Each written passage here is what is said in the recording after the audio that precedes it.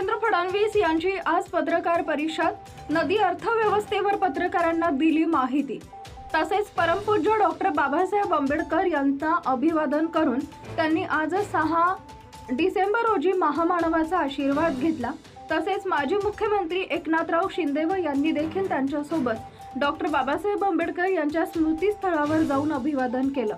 तसेच पहिल्यांदा मुख्यमंत्री देवेंद्र फडणवीस, उपमुख्यमंत्री एकनाथराव शिंदे यांचा डॉक्टर बाबासाहेब आंबेडकर यांच्या स्मृतीस्थळावर जाऊन अभिवादन करता त्यावेळेस मोठ्या प्रमाणात आंबेडकरीवादी उपस्थित होते.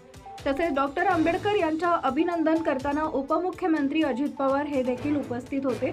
काल मुख्यमंत्र्यांची शपथ आणि आज संविधानाचे जनक डॉक्टर बाबासाहेब आंबेडकर यांच्या अभिवादनासाठी मुख्यमंत्री, उपमुख्यमंत्री व उपमुख्यमंत्री आज उपस्थित होते. आज आपला देश अत्यंत वेगाने प्रगती करतो आहे. जगातली 5वी सर्वात मोठी अर्थव्यवस्था आज भारत झालाय. जगातली 3री मोठी अर्थव्यवस्था होतोय. याचं सर्व श्रेय जर कोणाचं असेल तर ते श्रेय भारतरत्न डॉक्टर बाबासाहेब आंबेडकरांनी जे संविधान आपल्याला दिलं त्या संविधानाचं हे श्रेय आहे.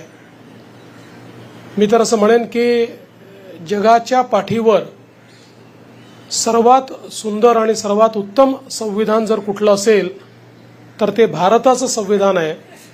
कारण हे संविधान सामान्य माणसाच्या जीवनामध्ये सामाजिक आर्थिक परिवर्तन घडवण्याचं मूलमंत्र घेऊन त्या ठिकाणी तयार करण्यात आलं आहे.